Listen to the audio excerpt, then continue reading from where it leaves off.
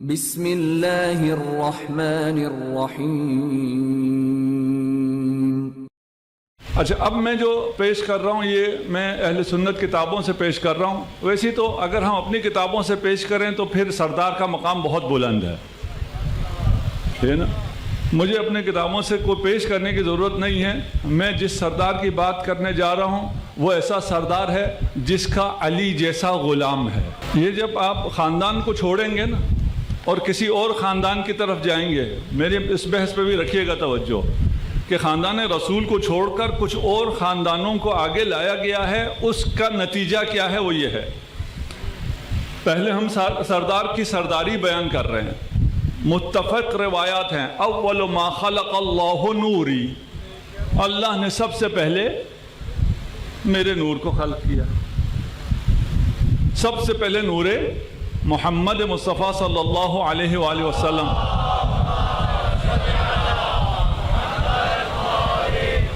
سب سے پہلے جو خلق ہوا ہے وہ سب سے برتر ہوگا۔ جو سب سے پہلے خلق ہوا وہ محمد مصطفیٰ ہیں۔ اس کے بعد جتنے بھی خلق ہوئے ہیں ان کو رسول خدا نے خلق ہوتے ہوئے دیکھا ہے۔ ان میں سے کوئی رسول کا استاد نہیں ہو سکتا۔ اس کے بعد متفقہ روایت ہمارے ہاں تو بہت زیادہ ہے، اہل سنت میں بھی ہے، کہ تمام فرشتوں نے جس آدم کو سجدہ کیا وہ اس لیے کہ صلب آدم میں نور محمد تھا۔ آدم نے آدم کو سجدہ کیا، تمام ملائکہ نے کیا، جس نے نہیں کیا وہ ابلیس قرار پایا۔ اب ابلیس نے کتنی عبادت کی تھی، کتنی نمازیں پڑھی تھی، کتنا یا اللہ مدد کہا تھا، توحید ابلیس سے بڑھ کر کون جانتا تھا؟ پھر ابلیس اور راندہ درگار کیوں بنا؟ اس لیے کہ اللہ کو تو مانتا تھا، ولی اللہ کو ماننے سے انکار کیا۔ اچھا، یہ تو تفصیل بہت زیادہ ہے، میں شاید سارا پیش نہ کروں۔ یہ حضرت جبرائیل ہی سے یہ میں نے آپ سے کہانی کہا، یہ حقیقت ہے۔ روایت ہے کہ رسول خدا تمام بنی آدم کے بھی سید ہیں اور میرے بھی سید ہیں، یعنی سید یعنی آقا۔ یہ ہماری روایات میں ہے، اس کا مجھے نہیں پتا اہل سنت روایت میں ہے یا نہیں، کہ جب بھی جبرائیل رسول خدا کے سامنے آتے تھے تو ایسے بیٹھتے تھے جیسے غلام آقا کے سامنے بیٹھتا ہے۔ اس کے علاوہ بہت ہے، اب میرے خیال میں اتنا کافی ہے، وقت آ رہا ہے، اس میں آپ کی مرضی ہے، آپ اس سے کتنا مزید حاصل کرنا چاہتے ہیں۔ اب یہ حقیقت ہے، ایسے چل رہا ہے۔ ایک سیکوینس کیا آ جاتا ہے، اب یہ کہانی لکھنے والوں نے لکھا ہے، اب جبرائیل آیا ہے اور جبرائیل آ کے کہہ رہا ہے اقرا۔ رسول کیا کہتے ہیں؟ ما انا بقارئ، پڑھ۔ مجھے تو پڑھنا نہیں آتا۔ اس کے بعد میں روایت کے الفاظ پڑھوں گا، ابھی صرف وارد ہونے سے پہلے کے طور پہ میں مقدمہ پیش کر رہا ہوں۔ اس کے بعد جبرائیل نے رسول خدا کو پکڑا، دبایا، دبوچا، اتنا کہ رسول خدا کی جان نکل نہیں رہی تھی۔ حتی بلغنی الجہد، یہ بخاری کے الفاظ، کہ میں جان بے لب ہونے لگا، ارسلنی، چھوڑ دیا، پھر کہا پڑھ۔ رسول خدا نے کہا مجھے پڑھنا نہیں آتا۔ یا تو جبرائیل کو نہیں پتا تھا کہ رسول کو پڑھنا نہیں آتا، بھائی جسے پڑھنا نہیں آتا اسے کیسے کہہ سکتے ہیں پڑھ؟ اور پھر پڑھانے کا طریقہ شاید یہ جو آج کل قرآن پڑھاتے ہیں انہوں نے جبرائیل سے سیکھا ہے۔ یہ ہم بچے کو قرآن پڑھانے کے لیے بھیجتے ہیں، وہ ڈنڈے مارتا ہے۔ الرحمن علم القرآن، خدا کہتا ہے رحمان قرآن کی تعلیم دیتا ہے نا۔ یہ جھوٹی کہانی کی وجہ سے پتہ نہیں انہوں نے کیا سیکھ لیا، پھر دبوچتا ہے، پھر چھوڑتا ہے، پھر دبوچتا ہے، پھر پھینکتا ہے، بالآخرہ رسول خدا پڑھ لیتے ہیں۔ اب کون آقا ہے، کون غلام ہے، کون استاد ہے، کون شاگرد ہے، کس کا مقام بلند ہے، کس کا مقام پست ہے؟ آپ ایک فوجی شہر میں رہتے ہیں، JHQ ابھی تک آپ کے پاس ہی ہے، کچھ عرصے میں شاید آ جائے گا ہماری طرف۔ یہاں ایک جنرل ہو اور ایک صوبیدار ہو، ایک دن صوبیدار کو یہ مل جائے وہ جنرل کو پٹخنا شروع کرے، پڑھ، اور جنرل رہے، صوبیدار رہے، اور اس کے بعد بھی اس کو پھر پڑھنا آ گیا۔ اس کہانی کے مطابق رسول خدا کو پڑھنا آ گیا، پڑھنا شروع کر دیا۔ عقیدہ کیا ہے ان کا؟ عقیدہ کیا ہے؟ یہ ابھی بھی کہتے ہیں رسول خدا امی تھے، رسول خدا کو پڑھنا لکھنا نہیں آتا تھا، یہ ابھی بھی عقیدہ ہے۔ بھائی جبرائیل نے اتنا ٹارچر کیا، ٹارچر کرنے کے بعد پڑھنا آ گیا نا، کہتے ہیں نہیں پڑھنا نہیں آیا. اگر اس ٹارچر کے بعد پڑھنا آ گیا تھا تو پھر نہ کو پڑھنا نہیں آتا, پڑھنا لکھنا نہیں آتا. اور جسے پڑھنا لکھنا نہیں آتا, یہ میں پریکٹس اپنی کلاسوں میں کرتا ہوں, میں کہتا ہوں کہ جو لکھ لے, جتنی اماؤنٹ لکھ لے کہ یہ اتنی اماؤنٹ مجھے دے گا, ہے نا, آج اس کلاس میں اتنی اماؤنٹ یہ مجھے دے گا, جو اماؤنٹ لکھ دو میں کاغذ قلم بھی دے دیتا ہوں, یہ لکھ دو میں اسے یہ اماؤنٹ دوں گا. ٹھیک کہتا ہوں, لیکن ایک شرط کے ساتھ, موبائل سے مدد لیے بغیر چائنیز میں لکھنا ہے. کوئی بھی نہیں لکھ سکتے. کچھ لوگ چائنیز پڑھے ہوئے ہیں, وہ میں پہلے دیکھ کے, ادھر اعلان نہیں کر رہا, ادھر شاید ہوں چائنا سے آئے ہوئے لوگ بھی ہوں, نہیں لکھ سکتے. بھائی جب تمہارا رسول نہ لکھنا جانتا ہے نہ پڑھنا جانتا ہے, قلم دعوات مانگ رہا تھا, دے دیتے, لکھ تو سکتا نہیں تھا.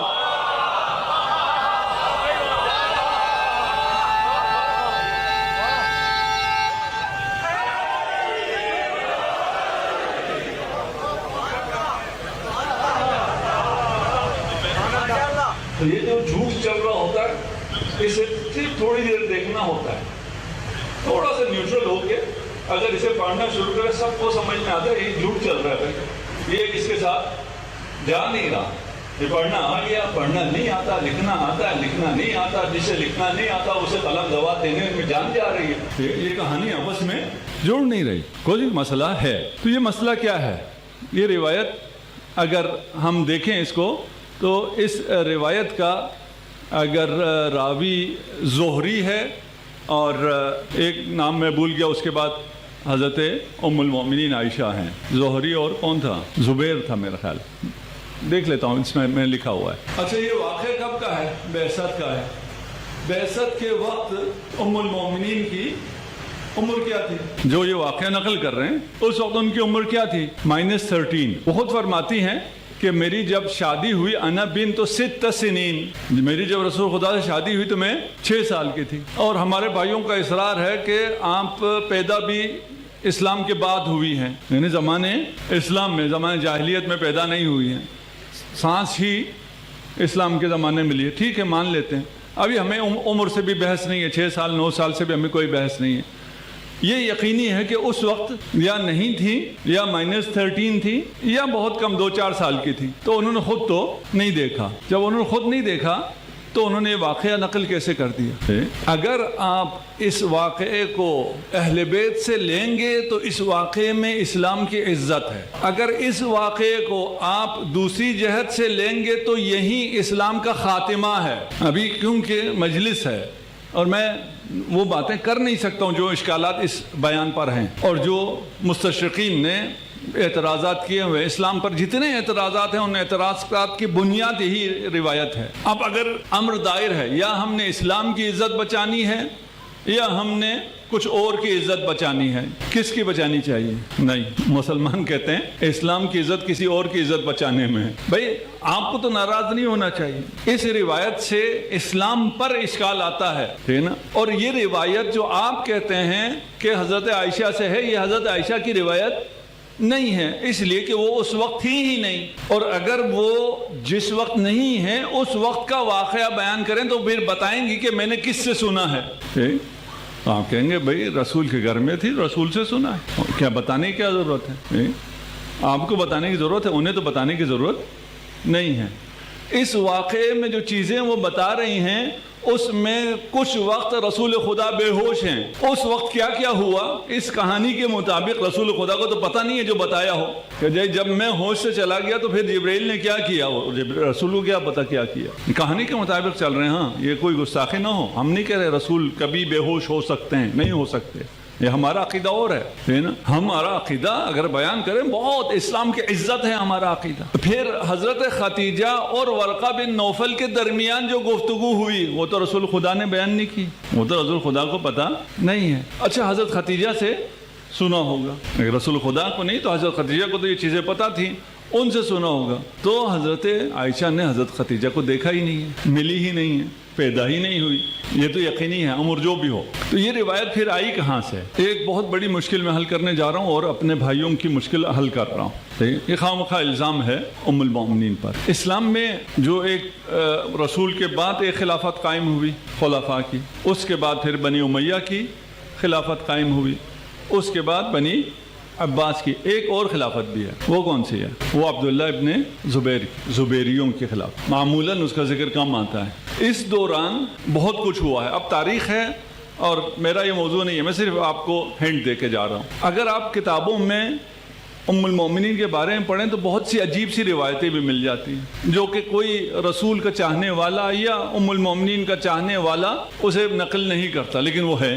بھئی اتنی عقیدت جن مسلمانوں کو ہو وہ یہ ایسی باتیں نہ کرتے، تو یہ کیا ہوا ہے؟ یہ آپ نے دیکھا ہے کچھ لوگ کچھ وقت پسندیدہ ہوتے ہیں، کچھ وقت ناپسند ہو جاتے ہیں، کچھ کو خود لاتے ہیں. یہ ہوتا رہتا ہے، سیاست کا حصہ ہے. ابھی میرے پاس وقت نہیں ہے، اس کو جا کے دیکھ لیں گے. ان ادوار کو میں نے بتا دیا، ان ادوار میں یہی ہوا ہے. کبھی پسندیدہ رہے، کبھی ناپسند ہو گئے. وہ چیزیں پھر یہ جو جھوٹ چل رہا تھا، یہ بہت سارا جھوٹ چل رہا تھا، اس میں سے ادھر ادھر نسبت دے دی گئی اور جو کمپائل ہوا اس میں رہ گیا. یہ روایت آئی کہاں سے ہے؟ یہ میں تھوڑا سا آرام سے بھی اس لیے بول رہا ہوں کہ یہ پھر آرام سے سننے کی باتیں ہیں تاکہ بات سمجھ میں آ جائے. سمعت عبداللہ ابن زبیر یقول لعبید بن عمیر اللیثی حدثنا یا عبید کیف بدأ رسول اللہ صلی اللہ علیہ وآلہ بالنبوہ.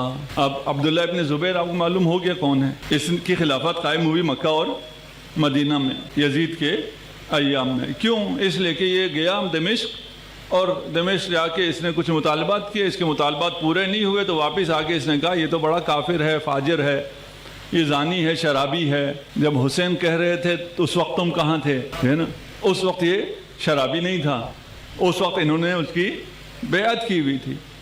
جب پیسے نہیں ملے، مطالبات پورے نہیں ہوئے، یہ خلاف ہو گیا. اب یہ عبداللہ ابن زبیر عبید بن عمیر سے کہہ رہا ہے کہ مجھے بتاؤ وحی کا آغاز کیسے ہوا. یہ عبداللہ ابن زبیر عبید سے صحابی بھی نہیں ہے، تابعی ہے. عبید سے کیوں پوچھ رہا ہے کہ وحی کا آغاز کیسے ہوا؟ اس کا اپنا جس کا نام میں بھول گیا تھا، اس کا نام کیا تھا؟ عروہ ابن زبیر آ گیا ذہن میں. زہری عروہ حضرت عائشہ، جو یہ روایت بخاری میں ہے، اس کی سلسلہ سند یہ ہے. عروہ ابن زبیر عبداللہ ابن زبیر کا بھائی ہے. حضرت عائشہ عبداللہ ابن زبیر کی خالہ ہے. یہ صحابی ہے، وہ زوجہ رسول ہے. یہ زوجہ رسول کو چھوڑ کے، اپنے بھائی کو چھوڑ کر کسی عبید سے پوچھ رہا ہے کہ وحی کا آغاز کیسے ہوا. بات پہنچ رہی ہے انشاءاللہ. تھوڑا سا آرام سے ساتھ سے چلیے گا. اس نے سنانا شروع کیا. کس نے؟ عمیر نے. عمیر کون تھا؟ عمیر قصہ گو تھا. قصہ خوانی بازار سنا ہوا ہے نا پشاور کا، ہے نا. وہ کیا ہوتا تھا اس بازار میں؟ کہانیاں سنانے والے ہوتے تھے. اس کو کہتے کیا ہیں اردو میں؟ کیا کہتے ہیں؟ قصہ گو. تو قصہ گو تو میں نے کہہ دیا تھا، یہ فارسی ہے، ٹھیک ہے. کوئی ٹھیٹ پنجابی کے لفظ ہو تو بتا دیں تاکہ صحیح سمجھ میں آئے کہ کیسے ہوتے ہیں یہ قصہ گو، ٹھیک ہے نا. قصہ گو پھر بھی تھوڑا سا اچھا لگ رہا ہے. یہ کوئی اچھے لوگ ہوتے نہیں ہیں، یہ پیلنے والے ہوتے ہیں. انہیں کوئی چھوٹی سی چیز ملے آگے یہ کہانی بناتے ہیں، ٹھیک. تو عبداللہ ابن زبیر نے بھی کہانی سننی تھی.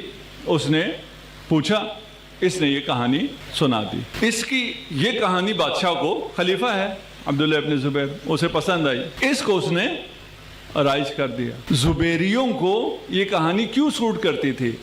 اس لیے کہ اس کہانی میں ورقہ بن نوفل ہے. ایک ٹارچر تو رسول خدا کو جبرائیل نے کیا.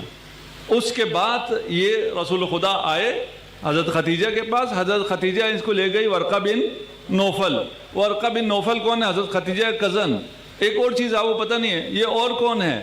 یہ زبیریوں کا بھی کزن ہے. یہ عبداللہ ابن زبیر کا بھی چچا ہے. اب یہاں اس کہانی سے زبیریوں کو کیا فائدہ ہوا؟ اس کہانی سے اہل بیت کو نکال کر زبیر کو لایا گیا کہ اگر اہل بیت کے بزرگوں کا اسلام پر احسان ہے تو ہمارے بزرگ کا اس سے بڑا احسان ہے. اگر ورقہ بن نوفل نہ ہوتا تو تمہارے رسول کو تو پتہ ہی نہ چلتا وہ رسول ہے. نعوذ باللہ. پہنچے کہاں ہو جی؟ زبیریوں نے یہ کہانی چلائی. زبیریوں سے یہ کہانی بنی امیہ نے بھی خرید لی کیونکہ اس میں علی نہیں ہے. علی نہ ہو یہ مشترکہ دشمن ہو گیا. اس ابتدائی وحی سے علی اور خاندان رسالت کے افراد کو نکال دیا. یہ بنی امیہ کے بھی حق میں تھا. اس کے بعد بنی عباس آئی، اس نے بھی اسی کو لیا. ابن اسحاق ان کا راوی ہے، اس نے بھی اسی روایت کو لے لیا. اس میں ان کا بھی فائدہ تھا. کیوں؟ اس لیے کہ اس میں سے علی باہر ہے، ابو طالب کا ذکر نہیں ہے۔ اس طرح یہ روایت اسلام کی رسمی روایت بن گئی۔ جو روایت اسلام کے خلاف ہے وہ اسلام کی رسمی روایت بن گئی۔ ورقہ بن نوفل کو تھوڑا سا پہچاننا ہوگا، تھوڑا سا پتہ چل گیا آپ کو کہ یہ زبیریوں نے اسے پروموٹ کیا یہ بتانے کے لیے کہ ہمارا احسان ہے۔ صحیح بخاری میں 2 روایتیں ملتی ہیں۔ ایک کہتے ہیں ورقہ بن نوفل اندھا تھا اور وہ انجیل کو عبرانی میں لکھا کرتا تھا۔ دوسری روایت ہے ورقہ بن نوفل اندھا تھا اور وہ انجیل کو عربی میں لکھا کرتا تھا۔ پہلے تو فیصلہ کر لو عبرانی میں لکھتا تھا یا عربی میں لکھتا تھا، ایک فیصلہ کرنا پڑے گا نا۔ چلیں یہ فیصلہ کر لیا، ہم نے ان سے پوچھا، انہوں نے کہا جی عربی میں لکھتا تھا۔ اس سے اگلی مشکل ہے اندھا لکھتا کیسے تھا؟ بھائی اندھا تھا، اندھا کیسے لکھتا تھا؟ وہ جب کہانی بنانی ہو تو بنائی کس نے ہے؟ عبید نے ہے۔ اس نے تو کہانی بنانی تھی نا۔ اس زمانے میں چیٹ جی پی ٹی تھا نہیں کہ کہانی اسے دے دو وہ بتا دے یار یہ سیکوینس ٹھیک ہے یا ٹھیک نہیں ہے۔ اچھا تھا کیا؟ ایسا ہی تھا، ایسا ہی تھا، جی ایسا ہی تھا۔ کہا کیا رسول خدا کو؟ کہا یہ جو جبرائیل تم پہ آیا ہے یہ وہی ہے جو موسیٰ پہ آتا تھا۔ بھئی عیسائی عیسیٰ کی بات کرے گا، عیسائی موسیٰ کی بات کیوں کر رہا ہے؟ بھئی اگر یہ عیسائی تھا تو پھر یہ موسیٰ کی بات کیوں کر رہا ہے؟ یہ وہی ہے جو موسیٰ پہ نازل ہوتا تھا۔ تو عیسیٰ پہ کون نازل ہوتا تھا؟ یہ یہودیوں کی عیسائیوں سے ابھی دوستی ہوئی ہے اور یہ بھی بھگتیں گے، یہ عیسائی یہودیوں کی دوستی بھگتیں گے جیسے مسلمان بھگت رہے ہیں۔ یہ مسلمان جو ابھی بھی خیال کر رہے ہیں کہ ان کو کچھ نہیں کہے گا اسرائیل، یہ سب بھگتیں گے۔ یہ جتنا بھی اسلحہ لے لیں یہ اسلحہ جو ہے یہ اسرائیل کے خلاف کام نہیں کرے گا، اس لیے کہ اسرائیل کے خلاف، یہود کے خلاف ایمان کام کرتا ہے یا علی کام کرتا ہے، وہ تم کہہ سکتے نہیں ہو۔ اچھا یہ عبید نے یہ کہانی لی کہاں سے؟ تو اگر آپ یہ ناول پڑھتے ہو، کہانی پڑھتے ہو، ڈرامے دیکھتے ہو، فلان کرتے ہو تو یہ کوئی سب اکثر ایک دوسرے کا چربہ ہوتا ہے۔ ایک وہاں چل رہی ہوتی ہے اس کو تھوڑا سا ادھر ادھر کر کے یہاں کوئی فلم بن جاتی ہے، ڈرامہ بن جاتا ہے، ناول آ جاتا ہے۔ یہ ایک قدیس ہے، قدیس اگسطینیوس، یہ اس کا قصہ ہے، یہ ان کتابوں میں پہلے سے موجود ہے۔ وہ تھا، اس سے کوئی گناہ ہو گیا تھا، اس سے کہا 3 دفعہ اس سے کہا پڑھ، اسے ٹارچر کیا، اس ٹارچر کے بعد وہ ٹھیک ہو گیا۔ اس کہانی کو اس نے لا کر رسول خدا پہ فٹ کر دیا۔ اب تو پتہ چلا نا یہ ہے قصہ کو، بھئی اینن یہی چیز 3 دفعہ ہی کیوں کہا ہے؟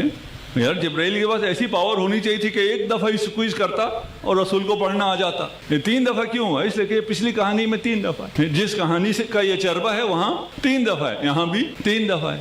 3 دفعہ کے بعد وہاں بھی پڑھنے کا ہے، وہاں بھی اقرا ہی ہے، وہ کتاب پڑھ ہے، یہاں بھی پڑھنے سے تعلق ہے۔ ہماری روایت کیا ہے؟ اہل بیت کی روایت کیا ہے نا؟ اہل بیت کی روایت یہ ہے کہ جب رسول خدا پر وحی نازل ہوئی تو شیطان کی چیخ بلند ہوئی۔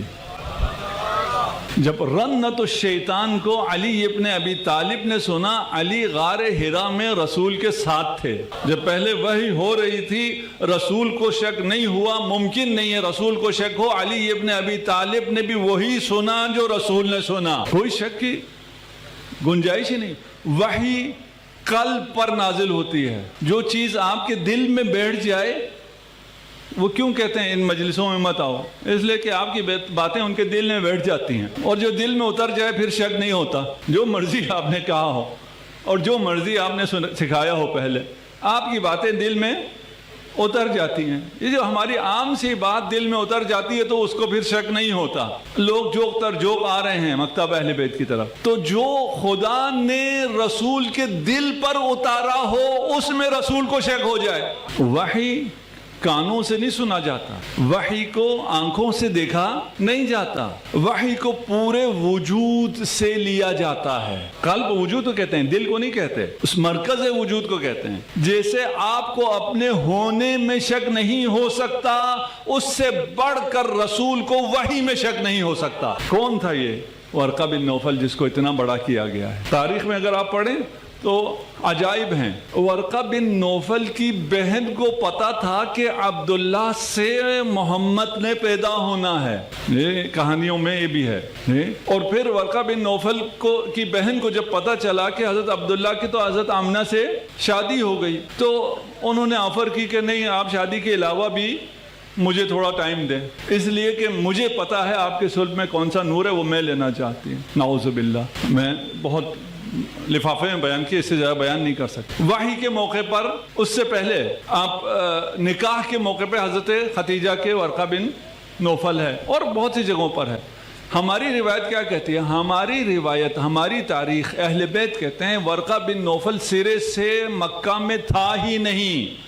ورقہ بن نوفل تھا لیکن شام میں ہوتا تھا ہی نہیں ہے۔ وحی جب اتری ہے اس زمانے میں ورقہ بن نوفل کو پہلے ثابت کرو یہ مکہ میں تھا۔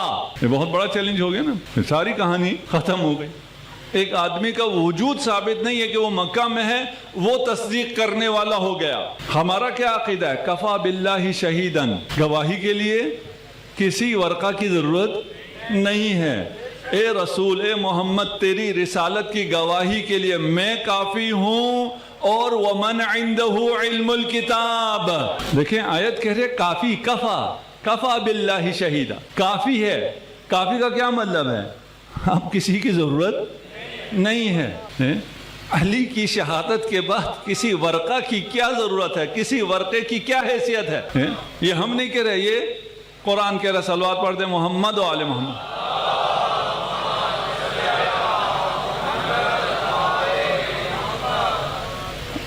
بہت سے مطالب تھے، یا تو کل کچھ پیش کروں گا، نہیں تو بات سمجھ میں آنے کے لیے اتنا کافی ہے۔ یہ دین ہمیں جس گھرانے سے ملا ہے اسی گھرانے کے ساتھ رہو۔